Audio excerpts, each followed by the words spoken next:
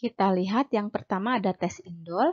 Tujuannya untuk mendeteksi kemampuan mikroorganisme memproduksi enzim triptopanase yang mengubah triptopan menjadi indol. Kemudian medium yang digunakan yaitu triptopan broth yang mengandung 1% triptopan atau bisa digunakan mediasin ya. Karena untuk menguji sulfur indol dan motility. Jadi indol itu bisa dites pada mediasin. Oke, kemudian reagen yang digunakan ada reagen COVAX. Nah, kita lihat prinsipnya. Prinsipnya yaitu asam aminotriptopan yang terkandung pada media akan diubah oleh enzim triptopanase yang dihasilkan oleh bakteri menjadi indol ya, asam pirufat dan NH3. Nah, kemudian karena ada indol yang dihasilkan pada media ya. Nah, kemudian bila ditambahkan reagen COVAX itu akan terbentuk warna merah ya pada permukaan atas dari medianya. Nah, kemudian cara kerja yang dilakukan untuk tes indol yaitu bakteri yang sudah dikultur diinokulasikan pada media triptofan broth, inkubasi ya. Kemudian setelah diinkubasi selama 1 atau 2 hari ditambahkan 0,5 ml reagen COVAX ya pada kultur broth yang sudah dibuat. Nah, kemudian kocok tabung, kemudian amati perubahan warnanya. Kita lihat interpretasi hasil dari tes indol. Nah, ini di sebelah kiri ada gambar ya, yang A itu tidak diinokulasikan apa-apa. Jadi ini sebagai kontrol. Kemudian yang B, ini negatif karena tidak ada perubahan warna menjadi merah. Kemudian yang C itu positif indolnya karena terjadi perubahan warna menjadi merah. Oke, contoh bakterinya yang positif yaitu Escherichia coli. Kemudian yang negatif itu contohnya Klebsiella. Nah, di gambar yang sebelah kanan itu ada gambar reaksi kimia yang terjadi ya. Nah, ini ada degradasi dari triptopan oleh enzim triptopanase dari bakteri. Ini menghasilkan indol, asam pirufat, dan amonia ya. Nah, kemudian dengan penambahan dari reagen COVAX ya ini P-dimetil aminobenzaldehid ya bereaksi dengan indol ini menghasilkan perubahan warna ya menjadi senyawa yang berwarna merah keunguan. Uji selanjutnya ada uji MR dan uji VP. Nah, uji MR itu singkatan dari methyl red dan VP itu adalah Voges-Proskauer. Nah, uji ini sama-sama untuk menguji kemampuan mikroorganisme untuk memfermentasi glukosa. Namun berbeda karena tiap mikroorganisme itu berbeda pathway atau jalur fermentasi glukosanya tadi ya seperti yang telah kita pelajari. Nah, untuk MR ini mendeteksi kemampuan mikroorganisme untuk memproduksi dan mempertahankan kestabilan asam dari hasil akhir fermentasi glukosa. Nah, asam yang dihasilkan ini yang bisa diuji oleh methyl itu bila si mikroorganisme itu menghasilkan asam campuran dari fermentasi glukosa itu.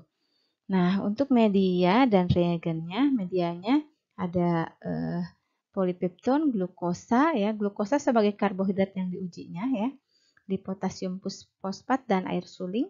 Nah, kemudian reagennya itu ada reagen methyl red ya.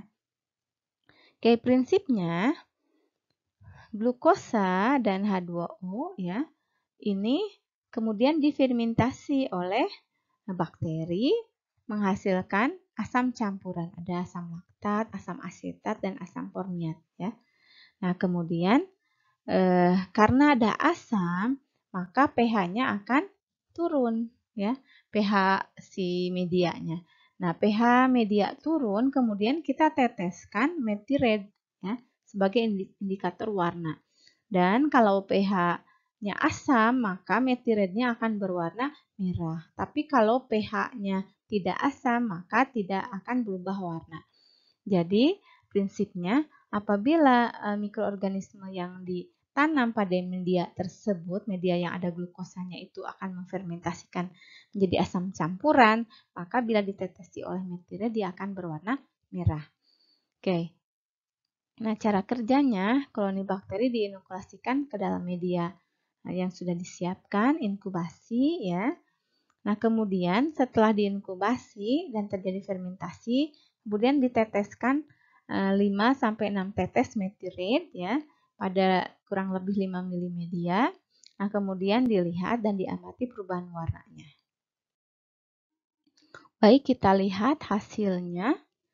Nah, kita lihat gambar yang di kanan itu ada A ya, ini adalah media yang tidak diinokulasikan bakteri atau dia sebagai kontrol.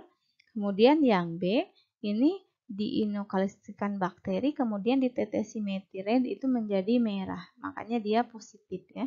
Kemudian yang C, nah ini tidak berubah jadi merah, hasilnya adalah negatif. Nah kemudian kita lihat yang sebelah kiri ini ada bagan.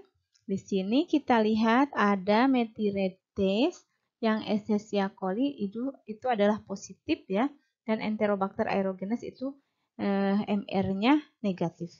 Nah, kita lihat bagian di sini biokimia dalam bakterinya. Nah, ini ada glukosa. Itu sama-sama diubah menjadi asam piruvat ya. Nah, oleh Enterobacter aerogenes itu berbeda dengan E. coli ya. Kalau Enterobacter aerogenes itu menghasilkan selain asam laktat dan formiat ya, dan etanol juga menghasilkan butanediol ya.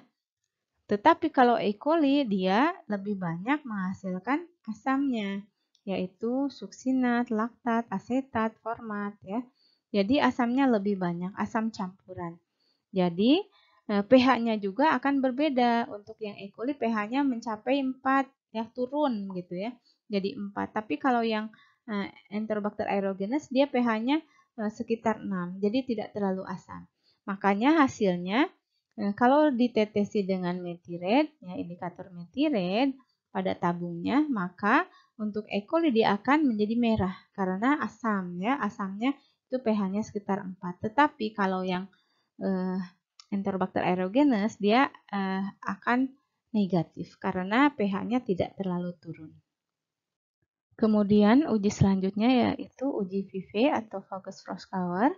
Tujuannya mendeteksi kemampuan organisme memproduksi asetoin atau butanediol yang merupakan hasil akhir dari fermentasi glukosa. Jadi uji yang dilakukan sama yaitu terhadap karbohidrat glukosa sama dengan yang tadi pada MR, tapi kita akan memeriksa hasil akhir fermentasi yang dilakukan oleh bakteri yang diuji. Nah, media dan reagen. Medianya sama seperti tadi ya, ada kandungan glukosanya. Nah, kemudian reagennya ini berbeda. Reagennya pakai alfa naftol 5% dan KOH 40%. Nah, kemudian kita lihat prinsipnya. Prinsipnya yaitu glukosa diubah oleh bakteri menjadi asetoin.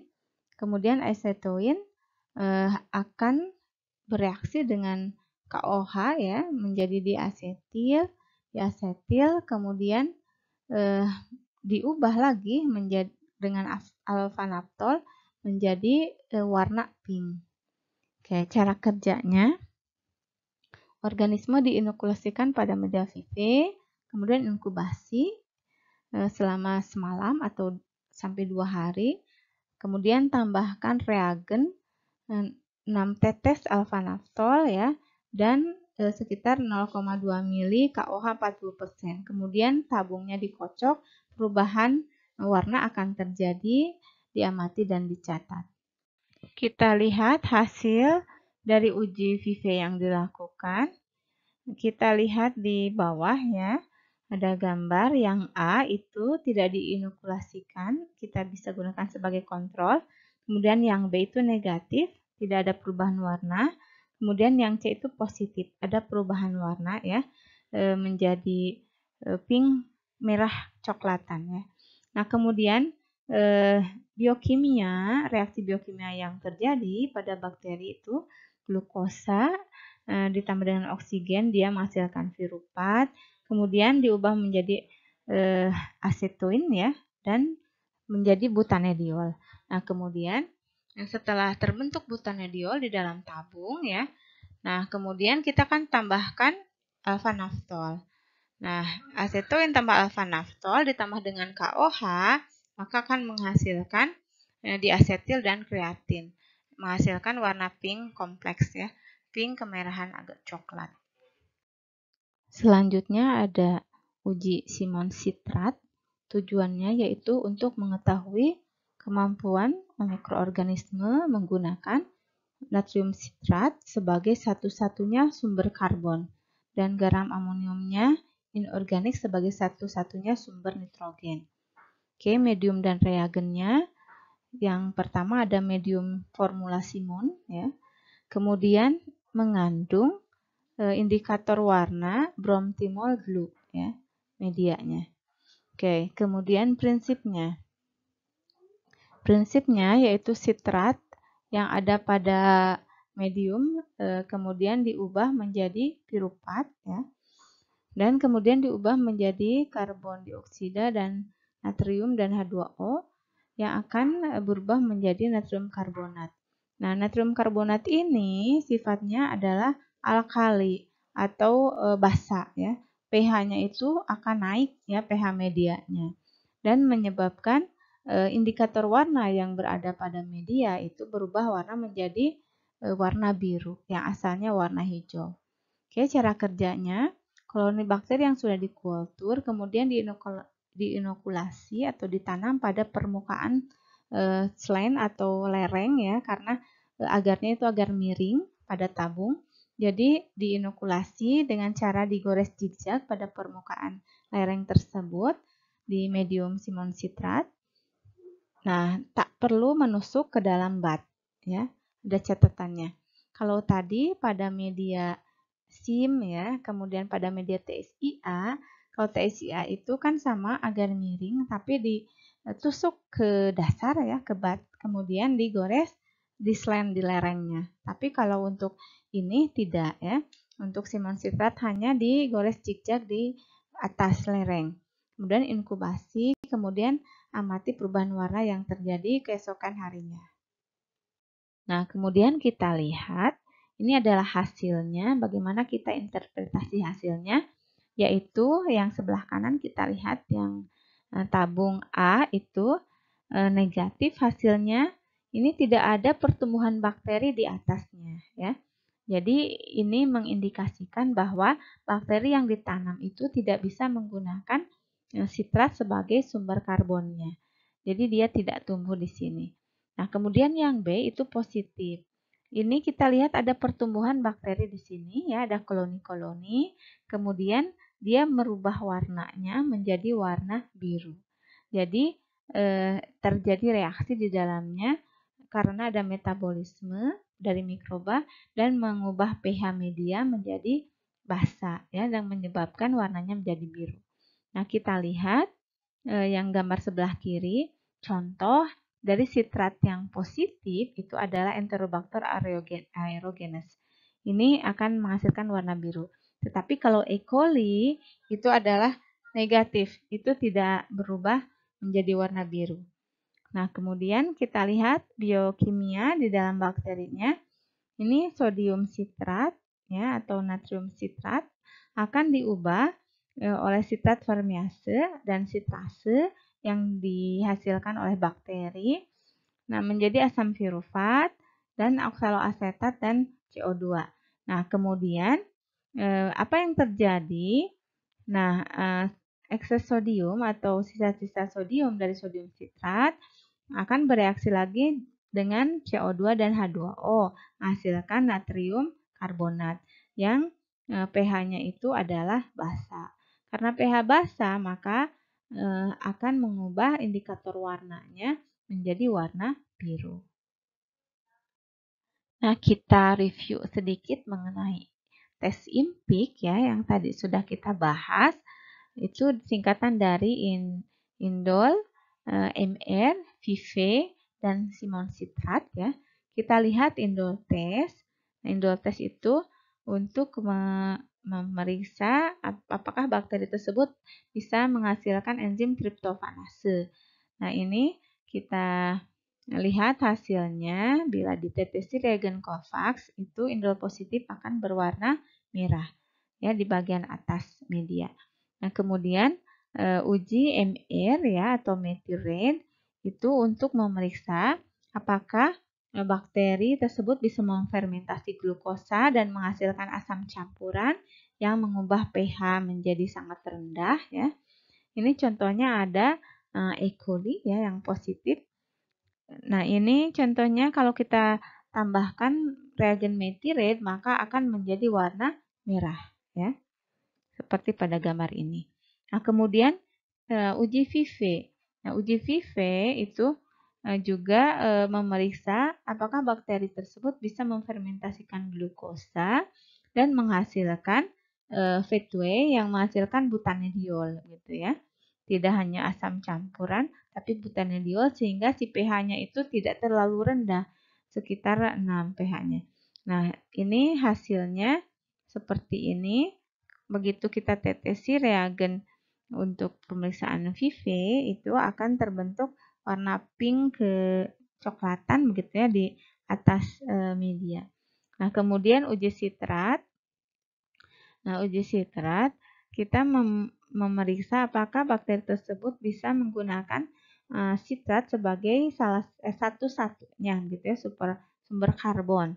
Nah, karena di dalam media itu hanya ada sitrat sebagai sumber karbon. Nah, bila mikroorganisme itu bisa menghasilkan sitrat fermiase dan sitrase, maka dia akan mengubah media itu ya akan menjadi ada hasil akhir yang bersifat basa, yaitu natrium karbonat. Akan mengubah indikator warna Bloom-Timur Blue menjadi warna biru.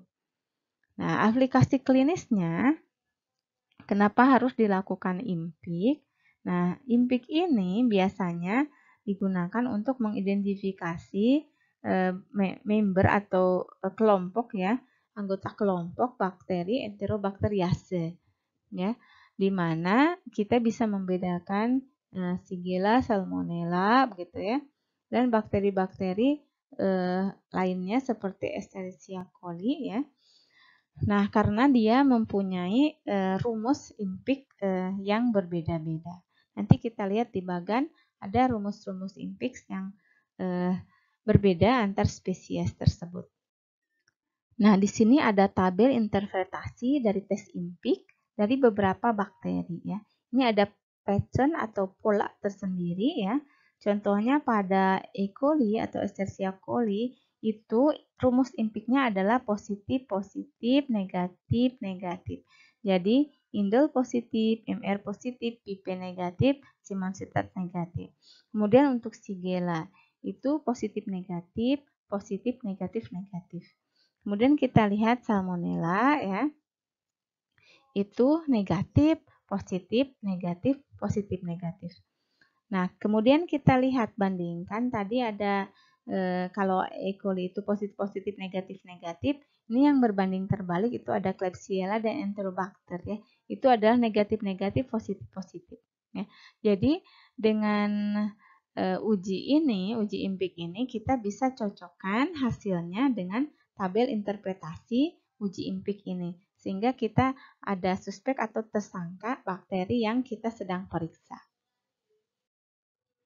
Nah, kemudian pada tabel ini kita lihat tabel yang lebih lengkap.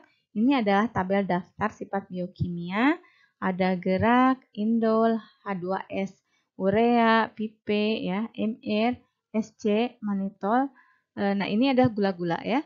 Ada manitol, glukosa, laktosa, maltosa, dan sukrosa. Jadi kita bisa uji bakteri suspek atau tersangkanya, kemudian kita bandingkan hasilnya di sini. Kemudian kita akan lihat bakteri mana yang menjadi tersangka.